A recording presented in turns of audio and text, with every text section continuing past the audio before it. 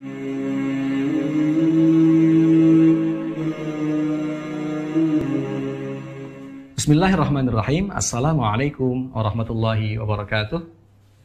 Alhamdulillahi alladzi ja'ala al-Qur'ana hudan lin-nas wa bayyinatin minal huda wal furqan wa ja'alnahu hudan lil muttaqin.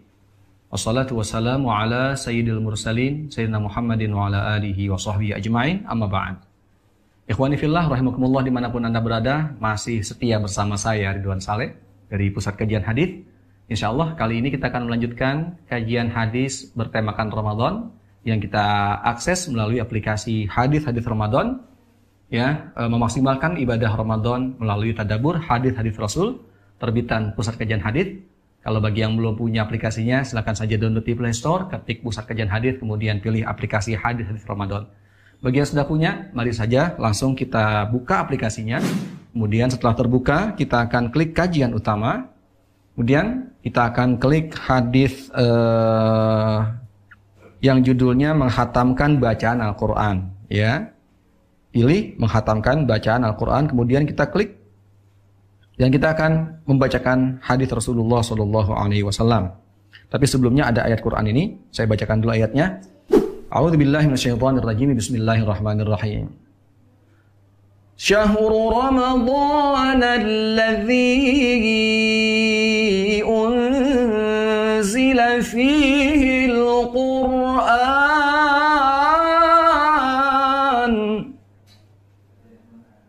hudan lin-nasi wa bayyinatin minal huda wal furqan. Bulan Ramadan adalah bulan yang di dalamnya diturunkan Al-Quran sebagai petunjuk bagi manusia dan penjelasan-penjelasan mengenai petunjuk itu dan pembeda antara yang benar dan yang batil. Ini potongan ayat dari surah Al-Baqarah ayat 184. Kemudian saya lanjutkan dengan hadisnya. Hadis Rasulullah SAW. Bismillahirrahmanirrahim. Haddatsana Khalid bin Yazid, haddatsana Abu Bakar an Abi Husain an Abi Salih an Abi Hurairah radhiyallahu anhu qala kana ya'ridu 'ala an-nabiy sallallahu alaihi wasallam al-Qur'ana kulla 'amin marratan fa'arada 'alaihi marrataini fil 'ami alladhi qubida fihi. Telah menceritakan kepada kami, Khalid bin Yazid telah menceritakan kepada kami Abu Bakar dari Abu Husain, dari Abu Salih, dari Abu Hurairah radhiyallahu anhu berkata, biasa Jibril mengecek atau menyimak bacaan Al-Quran Nabi SAW sekali pada setiap tahunnya. Namun pada tahun wafatnya Rasulullah SAW, Jibril melakukannya 2 kali. Hadis riwayat Bukhari nomor 4614. Masya Allah. Jadi di sini Abu Hurairah radhiyallahu anhu, sahabat Nabi, meriwayatkan kepada sahabat lainnya dan kepada murid-muridnya bahwa setiap bulan Ramadan Jibril mengecek bacaan Nabi SAW. Jadi Nabi membaca ayat Quran yang seluruhnya telah diwahyukan itu, ya, setiap bulan Ramadan beliau 1 kali hatam.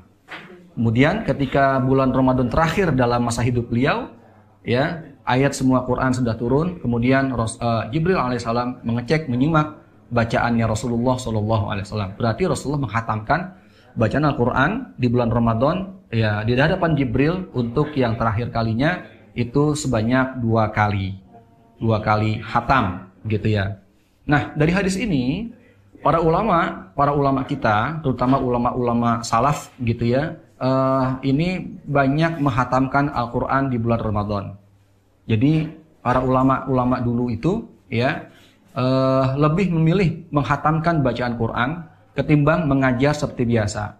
Jadi kalau bahasa kita di Indonesia ini adalah tawakufan, gitu ya. Tawakufan itu biasanya suatu majelis taklim, begitu.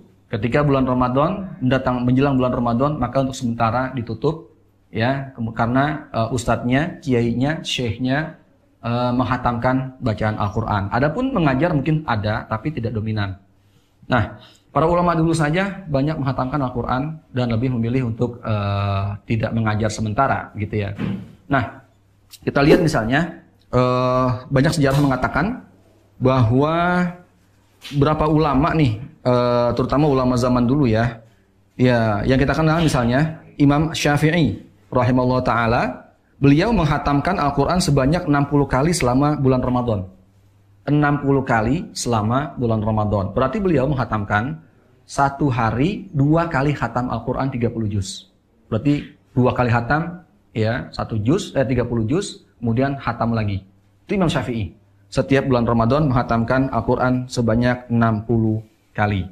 Kemudian Imam Bukhari menghatamkan Al-Qur'an di siang hari, dan setelah sholat tarawih beliau khatam setiap 3 malam. Jadi menghatamkan Al-Qur'an setiap hari, dan setiap sholat tarawih 3 kali sholat tarawih 3 malam beliau khatam. Berarti beliau khatam 10 kali untuk tarawihnya saja. Untuk tarawihnya saja beliau menghatamkan Al-Qur'an ya sebanyak 10 kali dalam satu bulan Ramadan. Ya. Kemudian juga di sini ada Qatadah, Al-Imam Qatadah Ibn Da'amah, itu dari golongan tabi'in, murid dari Ibn Mas'ud, Anas bin Malik, dan juga Ibn Abbas. Beliau menghatamkan Al-Qur'an setiap 3 hari. 3 hari khatam. Kemudian untuk 10 malam terakhir, ya dari malam 21 sampai malam 29 atau 30, ya untuk 10 hari terakhir beliau menghatamkannya setiap hari. Setiap hari. Ya, kemudian yang terakhir, dan masih banyak para ulama dahulu yang melakukan hal yang sama. Kita bukan ulama misalnya, kita bukan kiai, dan kita barangkali untuk di zaman sekarang ini sulit sekali menghatamkan bacaan Al-Qur'an 1 hari sekali. Tapi paling tidak bisa saja kita menghatamkan Al-Qur'an di bulan Ramadan ya setiap 10 hari sekali. Jadi misalnya 1 bulan Ramadan kita bisa menghatamkan 3 kali hatam Al-Qur'an. Atau kalau tidak bisa juga 2 kali hatam, atau tidak bisa juga 1 kali hatam. Berarti kalau 1 kali hatam hitungannya, kalau puasanya 30 hari di bulan Ramadan, maka paling tidak 1 hari kita membaca 1 juz. Kalau belum hatam juga, semampu kita saja. Ya, mau setengah hatam ya, setengah hataman Al-Qur'an, misalkan 15 juz, atau belum mampu juga, ya kita ambil yang semampu kita saja. Kalau misalnya sehari kita hanya mampu baca 1 halaman Al-Qur'an, tidak apa-apa. Ya, yang penting kita membaca Al-Qur'an. Karena 1 huruf Al-Qur'an bernilai 10 pahala. Itu standarnya di bulan lain. Kalau di bulan Ramadan Allah lipat gandakan pahalanya. Itulah yang menyebabkan para ulama kita ini lebih banyak memilih untuk menghatamkan Quran ketimbang mengajar seperti biasa. Oleh karena itu, mari kita biasakan membaca Al-Qur'anul Karim dengan baik, dengan tajwid yang baik, dengan makhraj yang baik, agar pahalanya semakin banyak. Dan setelah bulan Ramadan selesai, kebiasaan membaca Al-Quran kita tidak kita tinggalkan. Ya, setiap hari kita membaca Al-Qur'anul Karim untuk mendapatkan keberkahan dari Allah Subhanahu wa taala. Wallahu a'lam bishawab. Wassalamualaikum warahmatullahi wabarakatuh.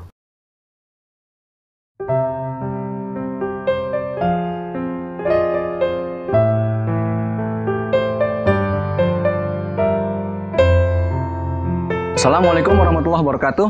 Alhamdulillah saya sudah sampai di pembangunan rumah tahfiz untuk menghafal Al-Quran dan juga menghafal hadis-hadis Rasulullah SAW. Kita lihat dulu ya, kita masuk ke lantai 1. Ya, kondisinya seperti ini ya. Kita bisa lihat masih dalam proses pembangunan. Juga kita akan lihat juga ya lantai 2-nya.